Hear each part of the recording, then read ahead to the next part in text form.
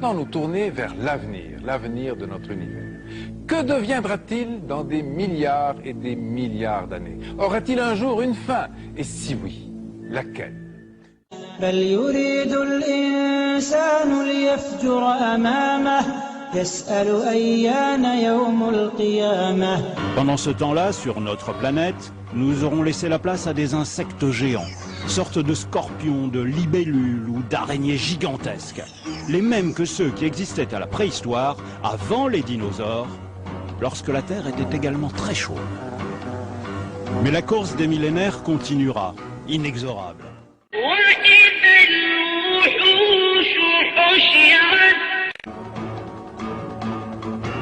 4 milliards d'années dans l'avenir, la Terre sera devenue un enfer totalement inhabitable, plusieurs milliers de degrés.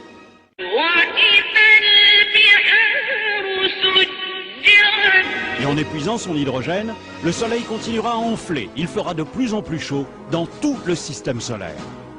L'homme devra fuir de plus en plus loin, vers les grands satellites de Jupiter et de Saturne, aujourd'hui mondes glacés, mais qui à cette époque lointaine seront devenus habitables. فإذا برق البصر وخسف القمر وجمع الشمس والقمر يقول الإنسان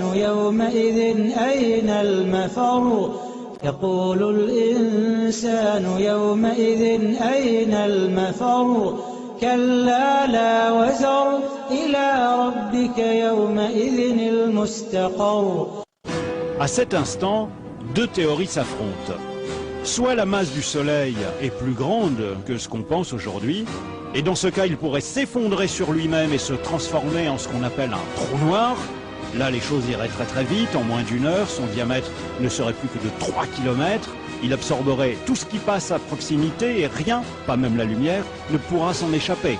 Dans ce cas, notre monde finirait par être aspiré avec toutes les autres planètes du système solaire comme une vulgaire poussière au fond d'un aspirateur cosmique. En revanche, s'il n'est pas assez lourd pour former un trou noir, alors il s'éteindra lentement et deviendra une étoile à l'agonie, appelée naine blanche, dont l'éclat se ternira de plus en plus jusqu'à devenir un corps sans vie, une étoile morte, inerte, qu'on appelle naine noire. Plus loin que prévu, ce qui signifie bien que l'expansion de l'univers s'accélère peut-être sous l'effet d'une force mystérieuse que les astrophysiciens appellent l'énergie noire.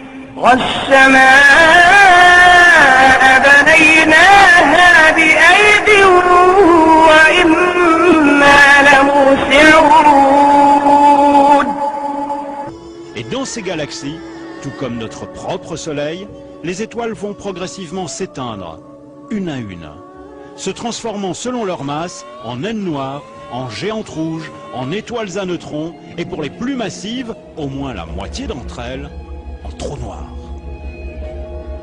Mais allons toujours plus loin dans l'avenir. Nous voici 100 000 milliards d'années après le Big Bang. Dans notre Voie lactée et les autres galaxies, il n'y a presque plus que des étoiles mortes, des naines noires ou des trous noirs.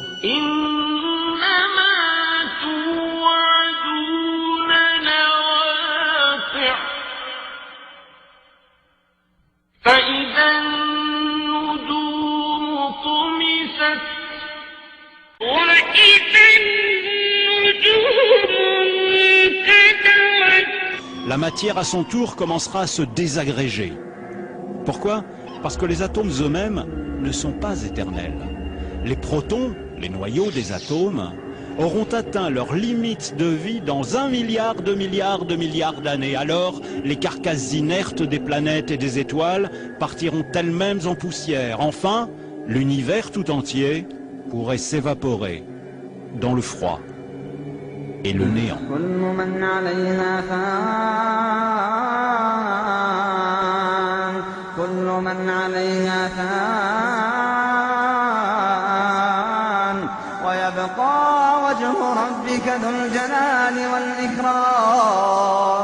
فبأي آلاء ربكما تكذبان